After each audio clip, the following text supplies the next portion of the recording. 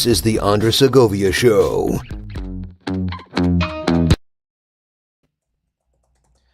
Just a last minute thing to send off. Right. Okay. Message fired away. Welcome everyone to the Segovia Show. I'm your host Segovia. I'd like to welcome on LinkedIn to this stream. Actually, you guys were also part of the What is the Los Angeles Housing Department stream as well, because this is a very important stream of information that you need to know about, and it's along the lines of the professional stuff that I do for a living. That includes today. But I want to give a shout out first of all. Of course, this is a first and foremost a Rumble stream. So thank you to those of you on Rumble, and obviously this is going out to my biggest audience over there on YouTube. For those of you that tuned in and chimed in during the town hall earlier this week for the California candidates, thank you so very much. At 7 p.m. tonight is another debate. It's about 6 candidates that are going to be there. I am not going to be able to cover this one, but I do intend to cover the Pomona College debate. I think it's on the 28th. I don't know if this is a Tuesday, is it, or Wednesday or Thursday? I don't know, one of those days. But the point is, it's April 28th. It's going to be streamed on CBS, and I will be covering that one as a live stream. So stay tuned for that. But as for this one's going out wider than normal. This is definitely going out to those of you obviously on Rumble, first and foremost. YouTube, welcome. LinkedIn. I couldn't get Substack for some reason. There's some technical difficulties today. But locals, you're on board. Twitch, X, my X audience, thank you so much for those of you that watch over there. Ganjian World, always appreciate you over there. And Parlor Play TV, of course, one of my most watched channels. I appreciate those of you that actually caught the town hall stream after the fact. Moderator Jeff Dornick liked my analysis very much. That he ended up sharing that link, and many of you over on Rumble chimed in. So thank you so very, very much. Today's episode, though, is tackling the topic of tax reassessment. I had announced a couple of weeks ago that for this month of a lot of live streaming that I'm doing with Rumble, part of the creator program, that I was going to devote some episodes to Real Estate 101. What ended up transpiring, though, is that the more I wanted to cover, and this is exactly the story of what happened to my channel, too. So it's basically a nutshell, a microcosm. This is what happened. So as I wanted to cover these fundamentals for real estate, such as what does it take to buy a home if you're going to be a first-time home buyer? If you're a tenant, what are you looking for credit repair? What do you need to apply to qualify, pre-qualify, or be pre-approved? What's the difference in all that? And I was going to arrange guests in those fields to talk about said things, because it'd be like a class to inform you all. But as I was getting deeper into this, a lot of stuff was happening on the political dialogue. There's some stuff happening at the legislature, and because we're in an election season, the midterms as they call them. But before the midterms, we had the primaries. The primary in California, which is on Tuesday, June 2nd. I finally got that date figured out.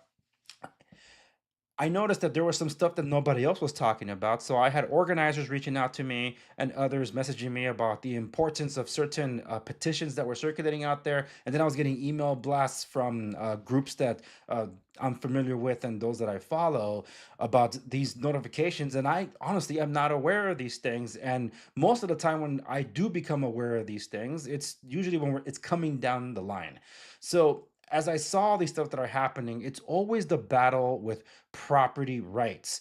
Most of all, your property. And those of you that follow me long enough, especially on YouTube and LinkedIn, you know this, that oftentimes when I cover this subject, I am talking about how rent control continues to be a Marxist attack on your private property rights. And our freedoms begin with our property. This is our homes. You paid for, you should own it. And even though I'm going to be talking about tax assessment in this episode, let me just throw it out there right off the bat. Property taxes shouldn't be a thing. In fact, if you paid off your home, there should not be any more property taxes. It's egregious that a government can still take away your property after you finish paying it off. You bought it through a loan or you bought it in cash. You should not be getting a property tax, but property taxes are a thing. Taxation is theft. Now, I'm not one of those that say no taxes at all. I mean, that's pretty stupid. Our country, as it's founded, almost wasn't a country anymore because that's how they started. No taxation. When you realize, okay, you got to give it some power to tax. It's just that, with power, and if you're corruptible, power corrupts the corruptible. So that's what ended up happening. Anyway, so property taxes, tax assessment, most of all, and what I'm going to be speaking about is very general at the front end. But of course, I'm going to be more specific and talk about California propositions, and then really honing down on Los Angeles because Los Angeles is the case study, and it's where I work pretty much every single day. It's the bread and butter, everything that I do, the properties that I manage, and things like that. So with all that being said, I wanted to throw out this announcement for those of you over on Rumble. I do intend, for those who've been following me, to do another accountability workout. I've done 2 so far. This past Monday was leg day. I do intend to have another one this evening. So that's probably be around 9 p.m., 10 p.m. Pacific. So just FYI, today it's going to be arm, maybe chest. We'll see. But anyway, for those of you that are interested, that's going to be a Rumble only thing. You're welcome over to join me there. But that's that. I wanted to get this out of the way again. So the primary election is Tuesday, January 2nd, 2026. But what's very interesting is this part right here where it says, don't delay, vote today. So like you can turn in early ballot. This is vote by mail, early voting period starts May 4th. So you shouldn't have an excuse not to participate in this. But as I opened this up and went through it, it's really just all the candidates. So the primary looks like it's just for the candidates, certain areas. It's not just gubernatorial, it's also for the state board of equalization and maybe city council. It really is dependent on what county and city you are in and district. So to each their own, just letting you know, that's Orange County. That's the one that I got. But this is going to be about tax reassessments. I got my slides ready. I got some PDFs ready to share with you all. So without further ado, we're going to dive right in to this thing here. Okay, so let me get to my presentation mode. Oh, I don't even have that. The media asset, is it right? Yeah, it's not ready yet. Okay, let's do this the correct way. Normally is this, but you know what? There's a lot of detail I'm going to be sharing. So let me just instead, oh no, that's more distracting, isn't it? We'll start with this. Okay. All right. Today is a presentation. I appreciate how artificial intelligence can really, as it gets more intelligent, the more you use it and what you're looking for, it really can be a tool to help do presentations and stuff. And that's one of the things that I've used it for. And sometimes you got to fact check everything because you can't just rely on an artificial thing to get all this information from it. First off, it's as smart as you let it be. But when you use it right, it can be such a resourceful tool, and it's been so helpful with me with a ton of research, especially on things that I only remember off the top of my head. And I'm like, I need to find this thing, and a Google search is never really enough. So to contextualize something, these searches really do help. My go-tos are Gemini, Grok, and Gab AI. And I think Gab AI really is pulling a lot from Grok because sometimes the answers are and the style too are very very similar. So just thought I'd point that out. But anyway, let's get to it, shall we? And if you guys do chime in, I'll be able to see your chats over on Rumble Studio, but I don't think I'll be able to highlight them unless you're chatting from YouTube. I will be able to see those. So if you can, please stay on topic. I'd appreciate it. Okay. Anyway, without further ado, navigating the tax trap, property assessment explained. So this is for you to understand what an assessment is. This is one of the topics that is not really often talked about when you're going to get into real estate, especially if you're not into this. This is something that's very important for you, those of you that are not property owners, to understand, because once you become a property owner, you'll understand just how much you are punished for owning a home, which is pathetic because supposedly the American dream is to actually own your own home. But why is it constantly under attack by our federal, state, and local governments? Not to mention tenant activist groups that are constantly trying to take away from property owners and pass laws that favor themselves and just right off the backs of property owners because they think, oh, you're a property owner, therefore you must be rich. Ever heard of an investment? You put something in the hopes of eventually reaping what you sowed. So if it's a good investment, hopefully you'll reap. If not, you end up losing your investment. That's how it goes. So when it comes to owning a property, when I teach my clients in the real estate professional level, it's normally to educate them about the ins and outs of real estate, what to expect as they're getting into the buying phases. The first, the top 5 things you got to know as a buyer. One of those topics, though, that often is not talked about is tax reassessment. I am not going to be talking about tax reassessment at the level of a tax attorney or a tax agent. If you want more details as to what that's like, you got to go talk to them. And I will not be talking to you as someone from the real estate profession in that respect. I'm going to speak to you from personal experience because I'm a property owner. My property is in Los Angeles as well. So that's how I know about property tax assessments. And because I manage properties that are also in LA City proper, because my personal one is in LA County, I have to deal with different set of rules and laws. One by the county board of supervisors, which is in the case of the county, and then of course the city council that deals with Los Angeles. And each of them have different housing authorities that enforce the real estate, the rental stabilization ordinance. Okay, that's a lot of different stuff to try to keep together. But this one's the tax assessment. So the Los Angeles office of the tax assessors is the one that's in charge of all this, and we've been having to deal with them this month because of LAHD. So that's where kind of this inspiration came from. So let's start with the slides here. This is the property tax trap, as I've come to call it. So the property tax trap, the definition: an assessment is the value assigned to your property by the local government to determine how much tax you owe. Assessment versus market values. There's a difference here. Our market value is what someone will pay. So the market value is whenever it is that you're purchasing said property, okay? And the assessed value is what the county uses for its revenue math. I'm not going to give you the revenue math breakdown, and some counties work a little different, but depending on the district that you're in, it's not just the county that's determining a revenue, because there's property taxes that are levied against you that are also powered by the schools. The schools can tax you. The districts can tax you for XYZ reasons. And then special ballot initiatives can be called upon, including the Los Angeles Unified School District has the power to call for a special election to tax you. And then, of course, some other ballot initiative that just says, let's fund this thing off property taxes. So those are what is ultimately tallied on. And one thing that's not here, but I speak from experience because of my main residence, is in an area, a special district. I'm not going to cover it, but I'm just going to tell you what it is. It's called Melrose Special Tax Assessment Area. So this is a different tax district within a section or an area where you're taxed upon. If you heard of HOA dues, that has nothing to do with taxes. It's a whole other thing. But what's odd is that in certain blocks of neighborhoods, that can be an HOA thing despite not being a gated community.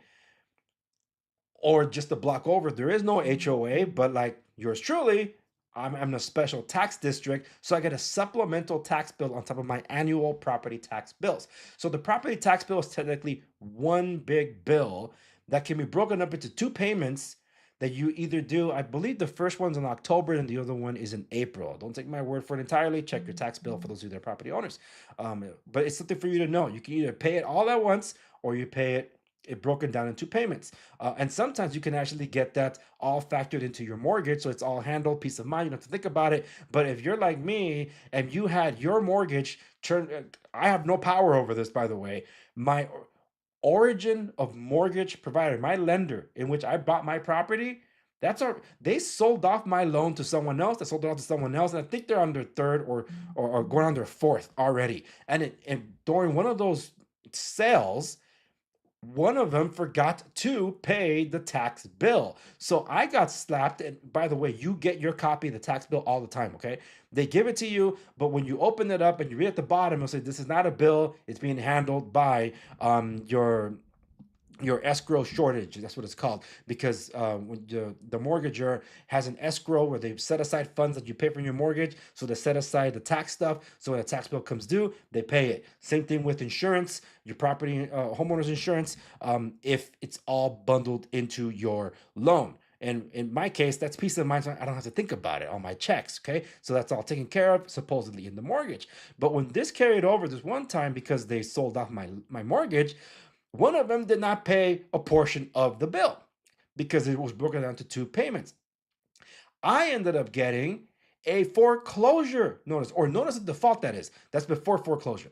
I got a notice of default on the tax bill, not my mortgage, but from the tax assessor, saying that my property was going to go into foreclosure over a $1,000 tax bill.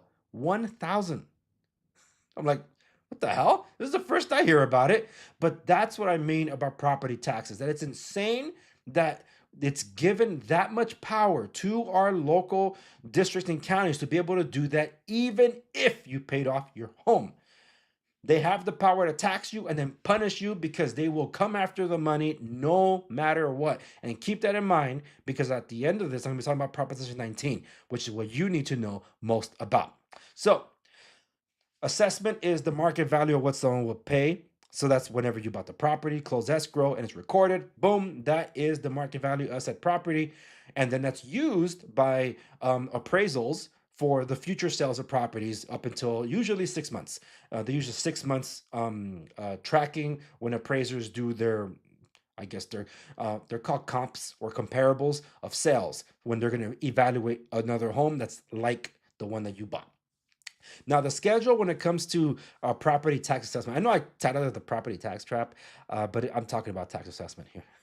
The schedule, most counties assess on a set cycle, but certain events can force an immediate reassessment.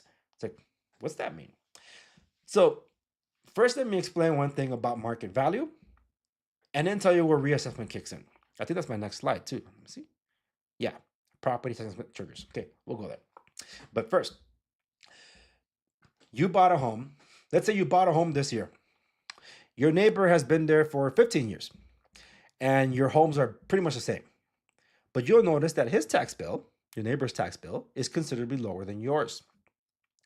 That's because of the market value of the homes that have increased in the past 10 years or 15 years, which is pretty crazy when you think about it, because in 2007, when you heard of the mortgage meltdown, they made movies about it, talk about it, all these AIJ or AIG and all those collapsed, and then property values all went kaput and all that. Well, what's crazy is there was almost a 30-year lead up to that, and that was on a market that moves up and down, okay? Because in the 1980s, there was the savings and loans crash, and then in the early to mid 1990s, there was the first home bubble burst, okay? Then the second home bubble came in 2000. So then the mortgage meltdown of 2007 was something else. So all this time, it kept going down. Let me rephrase. It was going up and down, up and down, up and down. But in 2007, collapse, okay? But there was a 30-year lead up, even with that roller coaster way. But the property value still crescendoed to the 2007 peak and then collapse. What happened over the next few years was absolutely insane, because what took 30 years to gain, even though the next 5 years was like stagnant or still lost, it was a loss before it was stagnant for a while. Almost all of what was lost was regained and then some right after COVID. Almost all of it. It was insane the turnaround that happened. It was crazy. And when people want to buy a home, they'll often talk about it's like, oh, I want to wait till the prices of the homes bottom out because they're too expensive right now. The problem is, and that's what I always tell people, if you're gonna when you're gonna move to buy a home, when you're thinking about it, if you're ready, able, and willing, that's when you strike. You don't wait for the bottoming out. What is the bottom out? Those were anomalies that transpired, okay? Yeah, there's a few that maybe saw that coming, like Michael Berry, like they said in the movie The Big Short. But the thing is, what are you waiting for to bottom out? Because, well, the interest rates are too high right now. If the interest rates are too high, you can still buy and eventually refi down the road. At least you secured your home if you're ready, able, and willing. The thing is, when you're waiting for the prices to drop, interest rates inadvertently do go up when the prices have gone down. And if you don't have the capital to compete, because now those that have cash and need less of it to buy, now you're locked out and having to compete against so many other people, and you're competing against cash. The cash buyers will always take the cake. So you're missing out no matter what. Okay. And there are a lot of high earner renters and those that believe they want to reduce their carbon footprint and this and that for why they haven't bought a property. That really changed after COVID. Okay. They just started buying their own property. They're like, oh, heck no, I'm not going to be trapped in an apartment forever. Again, exercising your freedom. You can do that. And when you become a homeowner, you'll understand just how much rests on your shoulders, because these Marxists that run the blue cities, and in case blue states, they look at the haves as they have, and then look at the tenants as the have-nots, even though they might be the ones earning more. Okay, so that's what you needed to know with respects to like, we're gonna move on to the reassessment, but why the difference in values of tax bills could be like, well, my home was the same as my neighbor, so why is his cheaper than mine? It's because, again, the market value, and then your property starts being assessed around that time by the tax assessors. So let's talk about the property tax reassessment triggers. So the sale, when you buy a home, the sale price becomes the public record. The county sees what you paid and adjusts the assessed value to match. And that's where you get your bill from. And usually there's a lag time depending on when you buy it, because of the way the tax cycle works. It works on a fiscal year, so that's like from July 1st to June 30th. Not a banker's year. A banker's year is from, or calendar year, January 1st to December 31st. So when the sale happens, it's usually about 6 to 12 months. You'll probably end up seeing the bill. It depends, really. So if you decide to make improvements to the home, I don't mean like, okay, you redid your kitchen. I'm talking about, like, you know what? I could really use another bathroom in here. You know what? The family is getting bigger. Let's make an addition to this thing. You know what? I'm going to convert my garage to an ADU, an accessory dwelling unit, just so I could have more use out of it, because I don't really use the garage, or maybe I'll just put my stuff in storage and use the garage as an ADU. And now I have a multi-family thing that could rent it out. When you do those things, you trigger an assessment, a reassessment of it. So now the assessor's gonna look at that value and then adjust the tax bill to that effect. So now this one's a little interesting, because the change in ownership is a big deal, because there's propositions that were in place that I'll explain a little later as I talk about Proposition 19 and how to fix it. This part, because when you sell the property, obviously someone else is buying it, but now you're not the one paying the bill. The new buyer is going to be paying the bill based on that market value. You're reaping, hopefully, the capital gains and avoiding capital gains tax in the process, because your primary residence, stuff like that. You gotta talk with your tax agent, tax attorney about all that. But when you do get that, now the tax is being reassessed in your eyes, but it's being assessed for the first time for the buyer. Okay. But what about a transfer? Like, what if you transfer the property to a trust? What if you transfer it to your child, your next of kin? What if you do that? Those are technically grounds for reassessment, because the ownership is changing hands. Yes, I am talking about in those cases where the assessor wants to, they just want to tax for the sake of taxing based on the market value. Well, there were things put in place by the California voter, particularly in 1978, where Propositions 8 and 13, and Proposition 13 being pushed by the Howard Jervis Taxpayers Association. Thank you very much for that. It took multiple attempts, but they did it. So What is that? Is this the right one? The next one's the Proposition 8, right? Okay.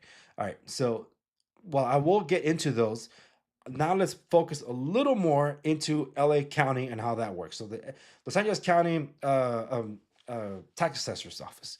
For homeowners who haven't sold or built anything new, the assessor does not perform a fresh market value appraisal every year. Instead, they do what is called a base year value, and that's set when you bought the home and is adjusted annually for inflation. But there's a cap on it at no more than 2%. That's significant, okay? No more than 2% annually. So that's a cap on the assessor who wants to tax you to oblivion. So that's where Proposition 8 comes into play. And Proposition 13. Proposition 8 allows, this is like the, when you appeal, okay? So Proposition 8 allows for temporary property tax reductions when a property's market value falls below its Proposition 13 assessed value as of calendar year January 1st. Okay, so what does that mean? Let me explain with this one. California Proposition 13, also 1978. It caps real estate property taxes at 1% of the cash value. It limits annual assessment increases to a maximum of 2%. That's the cap rate on inflation. And requires a 2/3 vote for local governments to raise special taxes.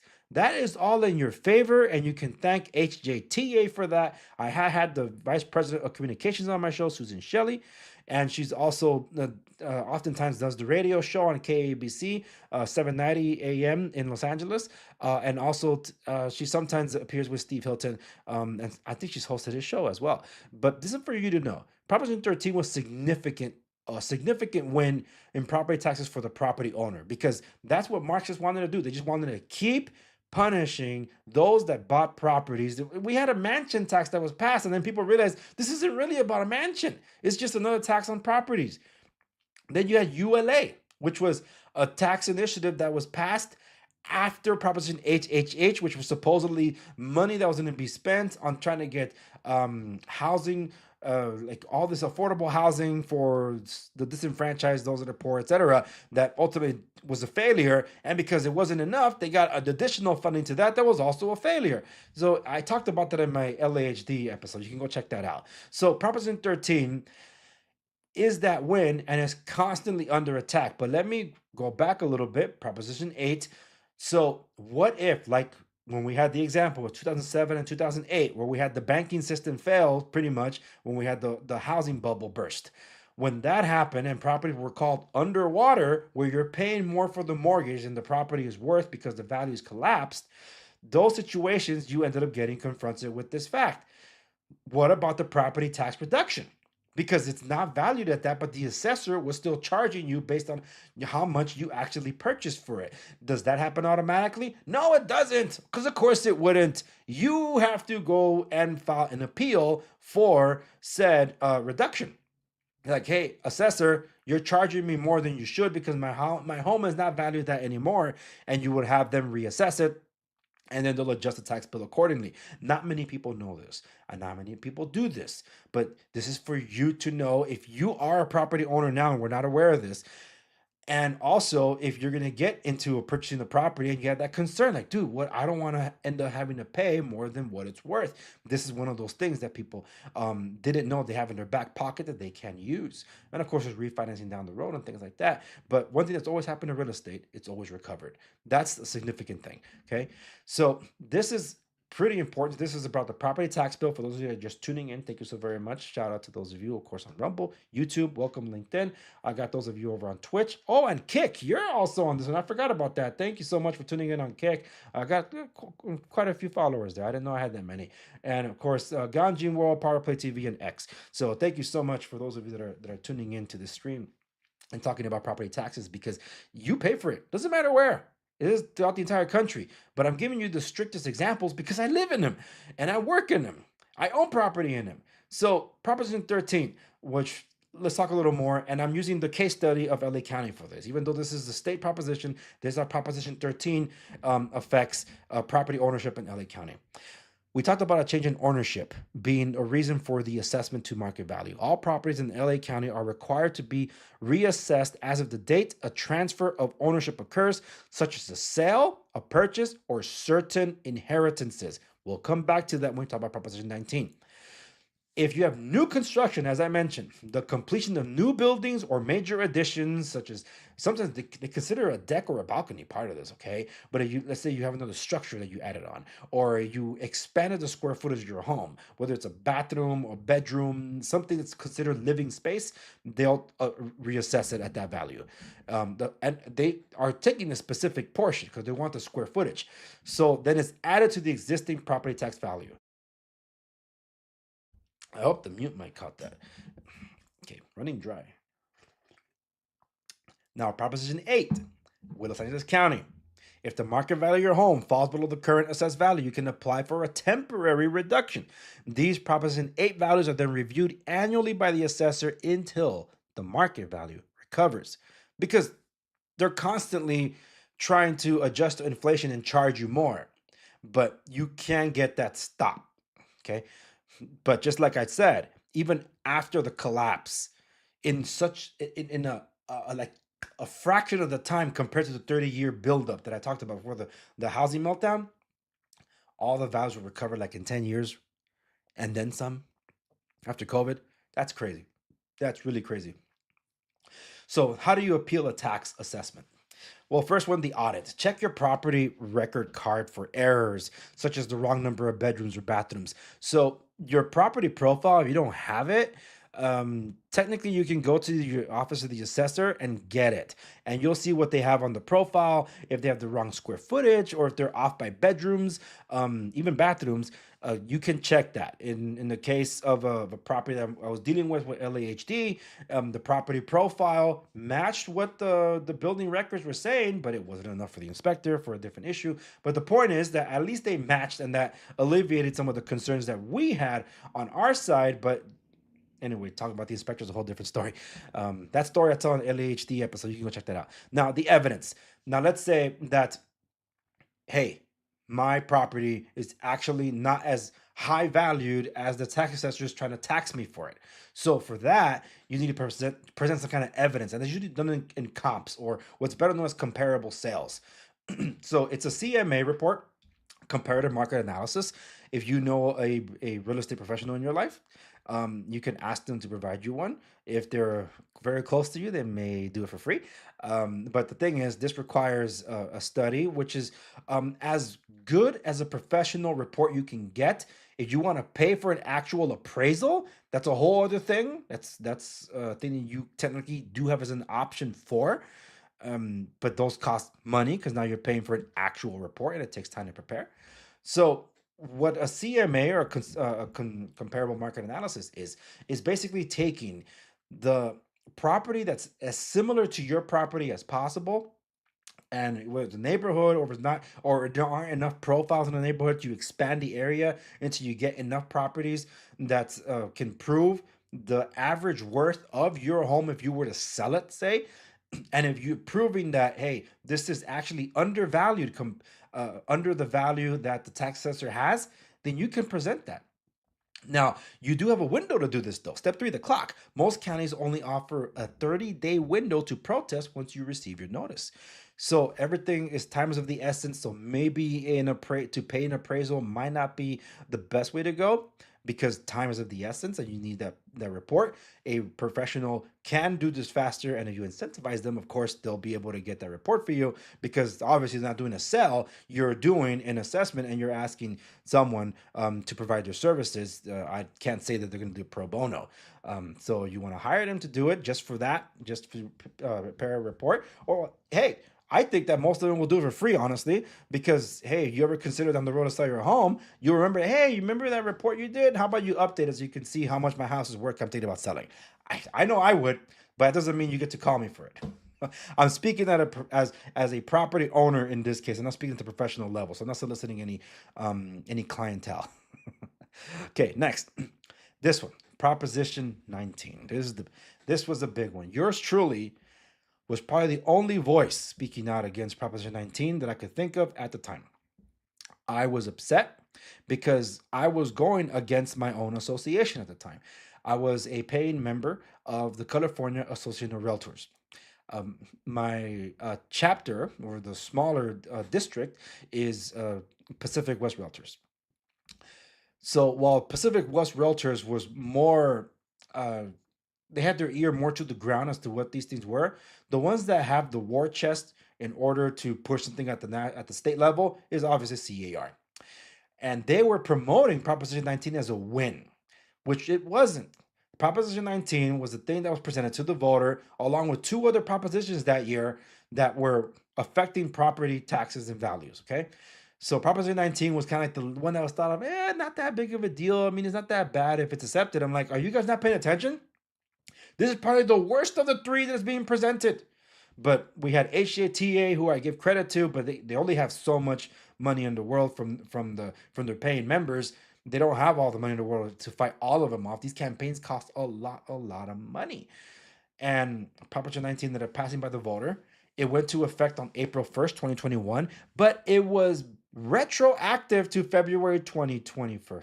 So even though it passed November 2020 and went into effect April 1st, the provisions of it actually kicked in a backdate back to February. The reason that's a big deal, because it affected almost everything my parents own, which was absolutely insane.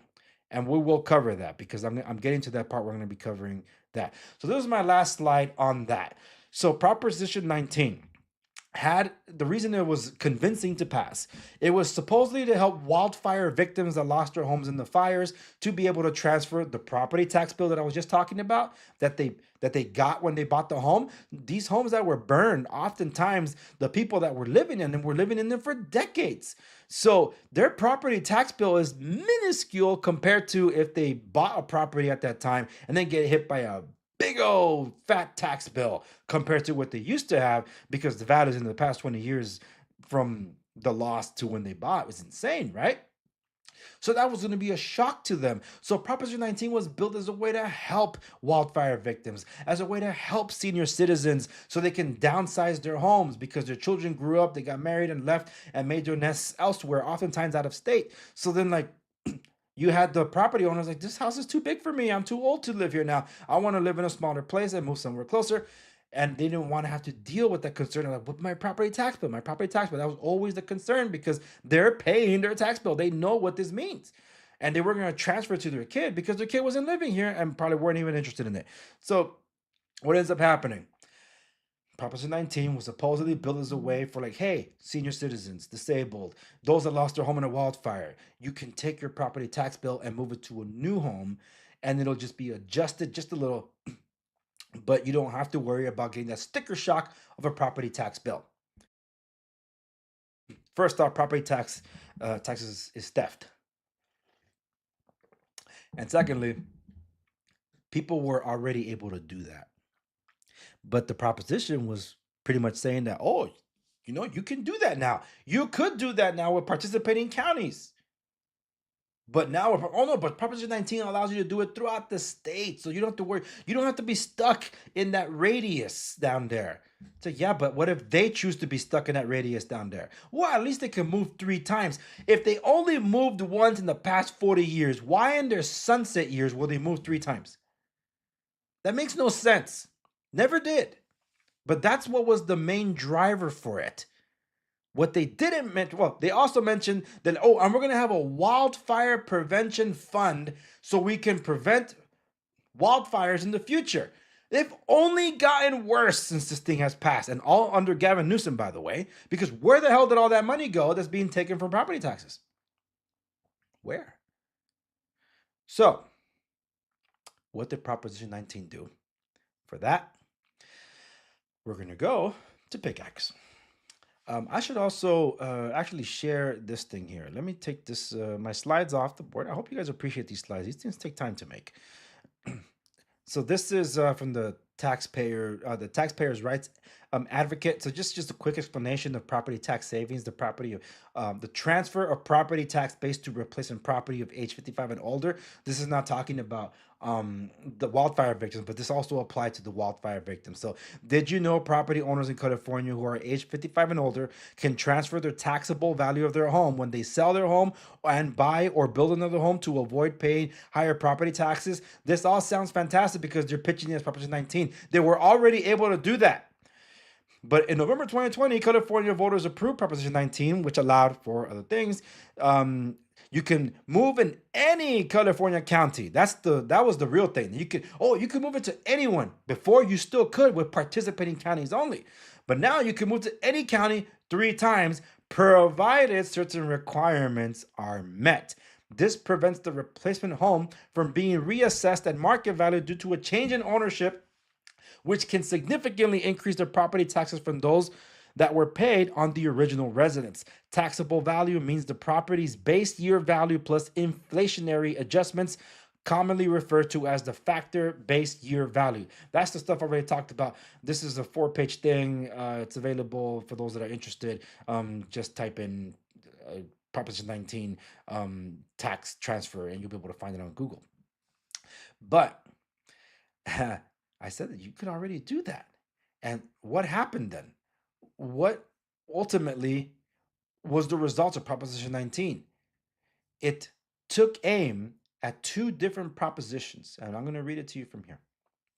This is from Pickaxe, by the way. Let's see if I could make this bigger. There we go. You're welcome to follow me on Pickaxe. So shout out to Jeff Dornick for creating. There's a C in need, fill a need, and this actually is great for creators, but also it puts the social back in social media again, so that's great. So Proposition 19 stole your rights. Let's get them back. In 1986, Proposition 58 passed, allowing inheritors to keep their parents' similar yearly property tax amount. What does that mean? That means my parents, when they so choose to, could have passed me their properties. It's a change in ownership because it's being passed from father and mother to their son. And I would not have been hit with a property tax assessment. They were not selling it to me. They're giving it to me because whatever reason, retirement, whatnot. But Proposition 19 took it all the way in 2020. In the lead up to the election, I covered the major propositions that affected property owners in California. I devoted 3 episodes covering Proposition 19 and warning voters to vote no on it. That was made all the more difficult when the California Association of Realtors endorsed the proposition and promoted a supposed member of the Howard Jarvis Taxpayer Association that also supported the proposition. The hilarious part was that while this was happening, HJTA was actively saying vote no on it. They weren't campaigning against it, but whenever it was brought up, they say, hey, vote no on it. After the election, viewership on my episode spiked and people realized they had just voted away their children's inheritance. Proposition 19, which was called Home Protection for Seniors, Severely Disabled, Families, and Victims of Wildfire or Natural Disasters Act, was marketed as giving property owners the ability to keep their property bill based on the significantly altered property tax rules. It allows homeowners over 55, disabled persons, or wildfire victims to transfer their low property tax base anywhere in the state up to 3 times. This is a major benefit, considering a new home can be more expensive than the old one. The transfer base is adjusted upward by the difference in value plus an inflationary factor. This gives more flexibility for downsizing, upsizing, or relocating within the state. Thing is, as I mentioned, this benefit already existed though in a limited fashion with participating counties. Before Proposition 19, parents could often transfer their low property tax base to children, Proposition 58, or grandchildren in limited cases. That was Proposition 193. For any real property with few restrictions. This helped keep taxes low on inherited homes, vacation properties, rentals, etc. Again, Proposition 19 killed it. I said it was passed by the voter November 2020. It went into effect April 1st, 2021, but it had some provisions in there that were backdated that went into effect February 16, 2021. What were those? The elimination of Propositions 58 and 193. So this is what the rules look like after that. The exclusion now applies only to the principal residence of the parents and must become the principal residence of the child within 1 year. So if the parents wanted to pass it on to me, hey, mijo, here's our home. You can do with it now. We're moving on to something else, whatever. I already have my home. But according to the state, I have to move into this one within a year or get hit by a property tax bill. My parents bought the house almost 40 years ago as I record this, or as I go live. What is the property tax base value from back then to now, which is significantly higher? I'm going to end up selling the house. I can't stay there. That was the meeting that we ended up having with our living trust attorneys, because when like, hey, look, how does this Proposition 19 affect us? After they looked over everything and the law and all that, it's like, hey, look, if you want to avoid this, you need to give everything to your son right now. Wow, destroy my credit in the process too. Like, that was completely untenable. You couldn't do that. So we couldn't. And in California, which they often talked about, well, we have this problem because this month for the California Association of Realtors is the Fair Housing Month, and they were doing the Fair Housing legislation panel, and all they hired was a bunch of different activists that talk about critical race theory, DEI, and America's racist and colonial and all these different things. So they brought in all these to talk about that, and one of the biggest things is, oh, we have a big disproportionate home ownership. We have white people that own more homes, but not enough minority representation, not enough black people own properties, not enough brown people own enough. Asians, yeah, they do, but that's not, they don't count. They're like white people. It's like, huh? Wait, what? No, so let me get this straight. My parents, Hispanics, they bought their first property, I believe in the late 1980s, and then built their estate thereafter in the acquisition of properties over their lifetime, and build generational wealth to pass on to their children or their grandchildren or both. All that is gone because of this proposition. Isn't that the very damn thing all of these politicians and racial activists were complaining about in 2020 for a lot of rule changes that ended up happening? At the end of 2020 and went in effect in 2021, the National Association of Realtors, that sets the rules for all the members, ended up passing all these ridiculous rules that were going to be implemented to control the personal lives of any paying member into the realtors. That's when I left them back then, before I rejoined with them after some time had changed. They went after a Christian pastor because someone that wasn't his client ended up complaining that was a Christian pastor. I covered it. I was one of the first, if not the only, at the national level to cover that story. And thank God, just a few months ago, he won his case, is getting back pay, and his license fully restored. Hallelujah to that. But holy smokes, that's what, 5 years in the fight? That's ridiculous. How much of his personal and professional life was destroyed because of that? All the smear campaigns being brought against him. And this happened in a red state, not a blue state, which is what people don't understand. So all this complaint about, like, we have a disparity with proportion. That's why we need reparations. The hell you mean reparations? California never had slavery. But we have a study that's going to be done about how to distribute money to slaves that didn't exist in California. Where's it going to come from? The taxpayer and mostly the property owner. So they're going to keep going after us. They keep punishing us for owning property. This is putting mom and pop shops out of business. Not to mention rent control and all that. This is crazy. So let me continue reading my own article. There's a value limit. The home's taxable value can be up to the parent's current taxable value plus $1 million adjusted every 2 years for inflation.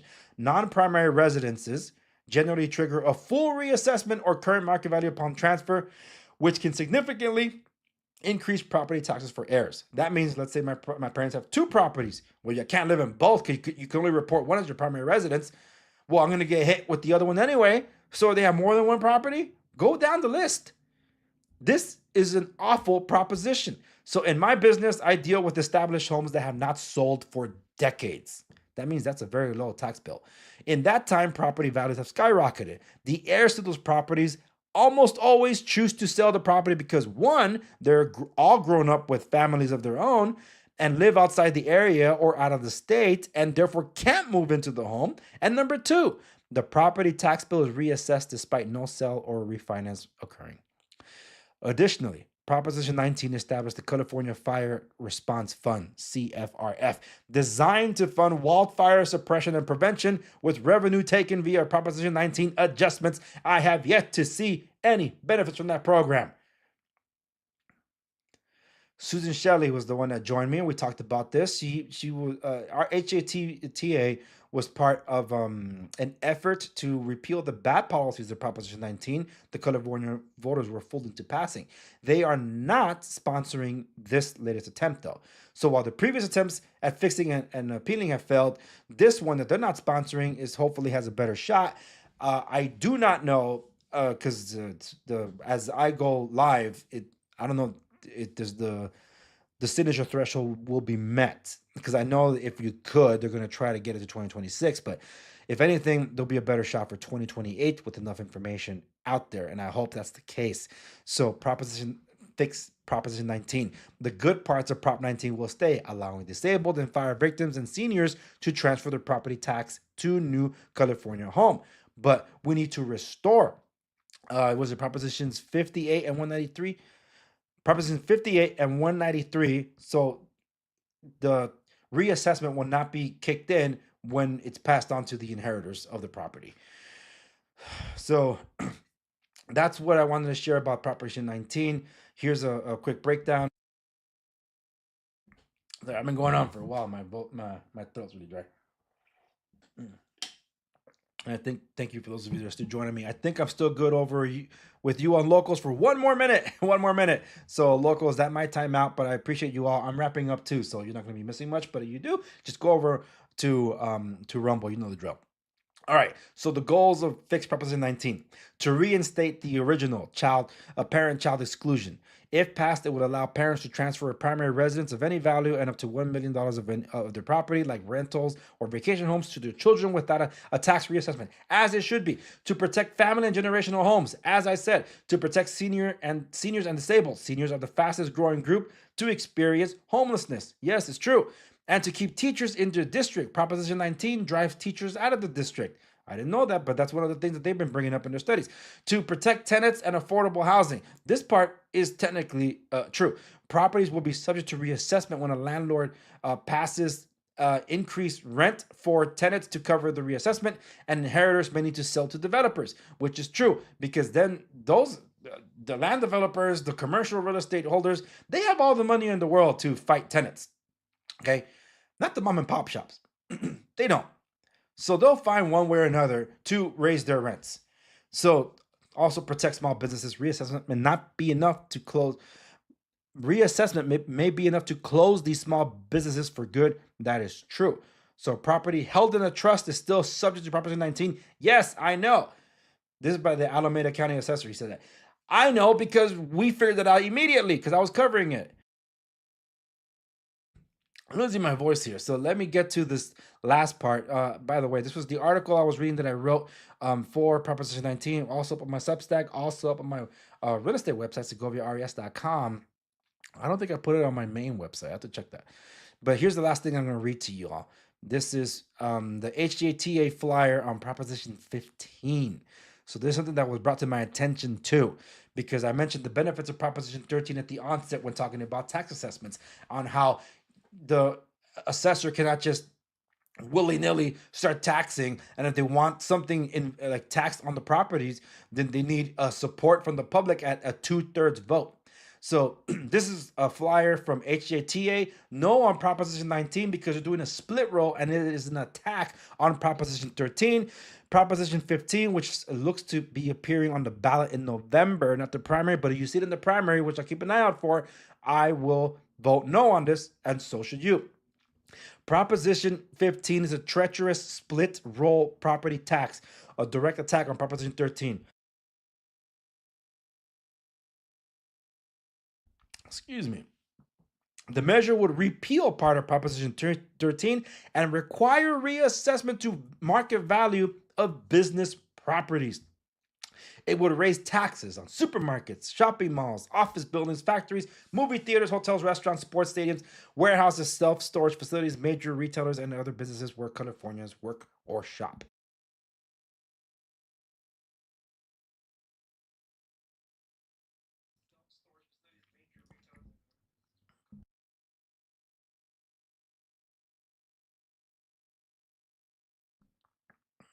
Sorry, I just need to make sure that it wasn't picking up. I hit the mute mic so I could cover my cough. My throat's really drying up, folks. So, what does that mean? That even the smallest businesses that lease space will face higher rents or will have to pay the higher property taxes as part of the triple net lease agreement. Those higher costs are passed on to consumers. Duh. That would mean that Proposition 15 would raise prices, increase the cost of living, and put countless jobs at risk as companies cut back or leave the state, which is more than likely what they will do, still leaving people without a job.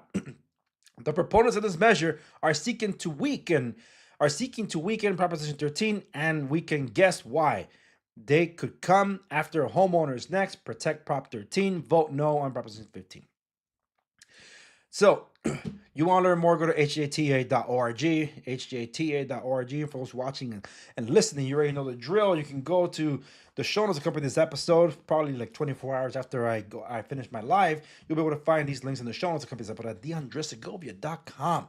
I covered a lot on this one with respects to tax reassessments and such. So let me just bring my mug back up. I do appreciate you all tuning into this episode of the Andres Segovia Show proper in talking about tax reassessment. A lot of info-heavy stuff here. A lot of you are probably going to find it boring, but it's the most important stuff. And this is at the local level, folks. This isn't Washington. This isn't those your favorite influencers trying to rage bait you into arguing about the latest thing, especially for those of you on the right, on the latest infighting episode of the week. It's all so pathetic. It's all so trivial and dumb. Who's paying who? Are you getting $7,000 from Israel, or are you getting paid by Qatar? And last I checked, you guys don't pay anything for me. So why am I going to waste my time with any of this stupid e-drama? It benefits me nothing. And then you have the Carlson brothers. That Tucker, what the hell's happened to you? The Carlson brothers talking about how people are living this is lie, and it's kind of like North Korea, that you're buying into the propaganda. Dude, get off the internet. Go touch some grass for a day or two. No one is living on X and calling it their lives unless those are the ones perpetuating the crap like they are. Because, dude, everybody arguing on X thinks that's how people argue in real life. You go by and nobody knows what the hell any of them are talking about. Huh? That's happening? Exactly. X isn't real life. But man, do people act on X as if it is. It's because the algorithm amplifies all that crap. It's stupid because it drowns out information like the ones I shared here. If you missed it at the very beginning, California special primary election is Tuesday, January 2nd, 2026. Keep an eye out for the mail-in ballots that go out. They send out your ballots. I always go to the polling station to vote there myself, but just keep an eye out for it because I want to make sure I have my ballot and nobody else gets it. That's me being honest in the rigged system, which is so crazy. You have Virginia just did what? What did they do? They just gerrymandered once again a state. California could do it, Virginia could do it, but God forbid Texas do it. So now Florida's going to get into the fray. You see what happens? It's so pathetic. And the way California and Virginia went about it, so the most dishonest way possible. But these same people on the Democrat lefts and the media were all crying foul and Bloody Mary over what was happening in Texas that was trying to do it the correct way to do it, gerrymandering, whatever. But the point is they were going about it in a way where they were being transparent with you as to what they were doing. But meanwhile, the Democrats are being sneaky about it, and people are like, yeah, that's right. You know, they try to use Texas as the example. We got to stop what Texas was doing. So let us take the people's rights away in the name of saying we're defending democracy. But we have a judge that put a stop to that because that was an unconstitutional thing that Virginia did. And let's see how that holds up and might go to the Supreme Court, which would be very interesting because if it gets to the Supreme Court, because they heard the case with California and they threw it out. That's the only reason Texas held. So if the Virginia one does go all the way up to the Supreme Court because the lower courts put a stop to it from being enforced, that was breaking news this afternoon, then that may affect California and Texas, and might even put us up to what Florida's doing. So just so you know, that's the stuff that's at stake, and that's all localized, folks. That's not Israel. That's not Iran. That's not Venezuela. That's not Trump. None of these things. These are all local. They affect your everyday, your wallet, your cost of living. The reason you go on and complain on the day about the federal government, and it's not the one affecting you. Let me give you an example of what happened to me at a local supermarket. This is not a subject that I intended to talk about, but I know people, they don't hear about these things. I go to a local supermarket earlier this year. I shared it in a different stream. And when I go there, it's ironically, I'm at a Chinese supermarket, and the cashier is I think, yeah, she's Hispanic. I was gonna say Mexican, but she's Hispanic that doesn't speak English or Mandarin, which was very fascinating. But I spoke Espanol, so I spoke to her in Espanol after she helped a Mandarin speaking person in front of me.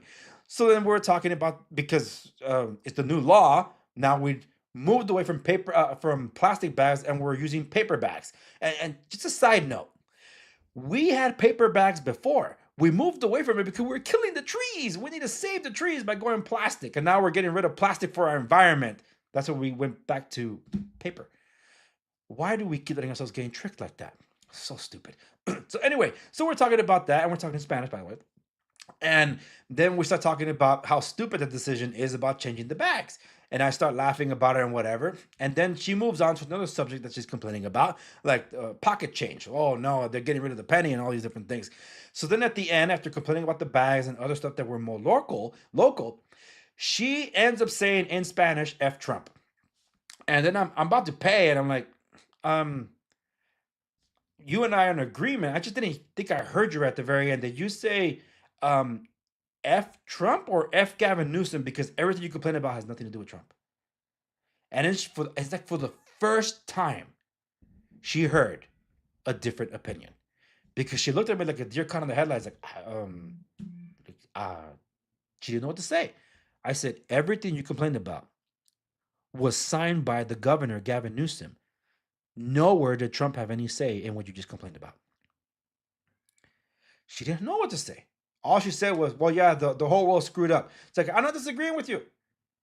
But if you're going to complain about something, you're going to cast the blame on something. Cast it to the right person. Every politician loves deflecting. And it really annoys me like hell watching Gavin Newsom trying to reinvent himself on TV. It's like, oh, California, the strongest economy in the country, you know, we're doing so well, and all this stuff, you know, Trump is hurting the economy and whatnot. Why the hell are people still leaving California in the mass exodus, Gavin? Why? Especially LA County, seeing the worst exodus in years. Finally, people are waking up to the fact that freaking Marxists run LA. LA is full-blown communist, and if you didn't know that San Francisco was that, now you know. Freaking A, Gavin Newsom literally cleaned the whole place up. Everyone complaining about the homeless and the poop patrol. No, nothing was ever done, but here comes Xi Jinping, and then suddenly, immaculate. It's so clean. You mean you could fix this problem overnight? You just never, ever do it? And then they stream the main street of San Francisco with CCP flags. Not an American flag in sight. Folks, where California goes, so does the rest of the country. The man that's destroyed this state beyond almost repair is the one that wants to run this country. And for those idiots on the right that continue arguing about Trump, there's, oh, I voted for this. Oh, wait, I didn't vote for this. Oh, man, when are we going to get to winning? And this and that. It's like, how many of you have even gone down that freaking list you guys complaining about? How come we don't have mass deportations? Well, why don't you? What does that do with Trump? Isn't it the rogue judges? Oh, do you know how judges are put into the position? Did you know that you vote for them at the local level? It's like these people are so lost in their stupid world of politics, especially on X. They live in a place I don't call reality. They live in an alternate reality. It's like if they could live on X and a Neuralink, they would do so while complaining about X and the Neuralink. So it's like you guys live in fantasy land. I live in a place called reality. I'm trying to save LA with whatever information I could do and give. But man, they're making it so very hard. I've been having more and more meetings about finally offloading some of these properties, if not all of them, because there's no future the way LA is leaving things. That's how bad it's gotten. There's a guy I respect. I'm not going to say his name just in case. But he's an awesome realtor, fellow colleague. He does all these different hostings to inform people with clientele. But whenever he markets himself, he purposely leaves out LA County, which is some people ask us, how can you include San Bernardino, Inland Empire, Riverside? Well, that's Inland Empire, and then Orange County, San Diego. But you do have parts of LA. You only stop like at this freeway and then cut over at that freeway. So yeah, because the rest of that's incorporated city of Los Angeles. I'm not doing any business there. Because anybody that knows, dude, it's just, yeah, it's a mess. It really is a mess, and there's fewer and fewer of us that are able to talk about it. Meanwhile, these tenant activist groups and other NGOs are going around and ballot harvesting through the homeless. That's something that O'Keefe Media Group with their citizen journalists exposed, but that's not the only thing that happens. They're going to hospice places. They're coming to apartments that I property manage, going to the senior citizens and collecting their ballots with signatures on them to vote. Vote this way. They're telling them how to vote. And they're claiming they are a service for the city. Ballot harvesting is legal in California. This place was already rigged long ago to go in their favor. And once again, that is not the federal government. So it's very weird to hear some of those on the right that claim to be conservative complain that the federal government doesn't have more say in these things. What? You want to centralize power? That's the antithesis of what we believe. Especially when some of them claim to be libertarians. They can never be consistent. Not something I want to talk about, but it still kind of goes in line with the whole tax assessment stuff that's been happening. And I have to be fighting YouTube by tomorrow morning after this stream process is on their side, because they're going to hit me for my own theme song, and I got to show them again. Here's my license, YouTube. But I appreciate you guys paying for my dinner this week. At least you did that by giving me my payout that I was enough to cover dinner after all the copyright battles that we've been having. So it's being transparent with you guys. I'm not like those guys that are arguing about it on X, other creators that just do gossip content. And they make their monies off it. And look, it's easy for me to just say yes to every single email that I get on a weekly basis, offering me to pay to pitch a product and then review it and things like that. Like pitch me to give a positive review, and they're paying me for the review for a thing that I don't use. And I keep saying no. That's why I always invite you guys. If you look in the description down below, you'll find affiliate links to the places that stuff that I use on the daily, stuff that I enjoy. This section right here, I am highlighting my latest affiliate this year, and that is Blackout Coffee. Use a promo code Segovia at checkout. You get to save on it. I love this coffee. I don't just drink one brand. Everybody knows I don't just drink one brand. I have a variety of brands because I love different flavors of coffee. And I'm talking about black, okay? Because once you get to the point where your palate has been cleansed and trained, kind of like a wine snob in a way, to be able to taste the different tasting notes on these things, then you'll know. I'm just happen to highlight them because my latest drop, and the Strange Animal Brew by Steven Crowder from Loudon Crowder, that's a fantastic brew. He and I have very similar tastes. Although I preferred my roast that's no longer available because of limited time only. That was the best coffee I've ever had. Thank you, Larry. Larry, you know who you are. But anyway, that's that, man. You guys can check the stuff. For those of you on Rumble, stay tuned. Tonight, I am doing the accountability workout. And if you've been following along, tonight I'm going to be doing upper body. On Monday was leg day. I've been paying for it today because 2 days later, the next day after leg day, usually like, okay, that hurts. By the second day, like, crap, I can't walk. That's how it's been today. So I might be joined by a buddy. I might be not. But either way, I will see you there. To everybody else, thank you so very much. Shout out to all of you. LinkedIn, you're not always on these live streams, but this one was important, so it's all for you too. So YouTube, thank you so much. Rumble, of course, thank you.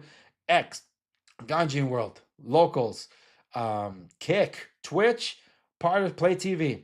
all of you, thank you so much for joining me on this live stream of the Andres Segovia show. Stay tuned because the next episode I'm going to be doing, I believe, tomorrow, Thursday.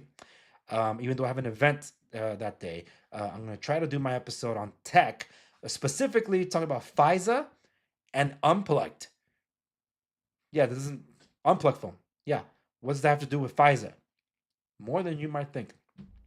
But more on that next time. So make sure you're subscribed. So you make sure you're following, hit the notification bell so you know when I go live. If not, catch the replay. But I love it when people participate in the chat. Follow me across socials at the Andres Segovia on X Twitter _Andres Segovia. I'll see you in the next one.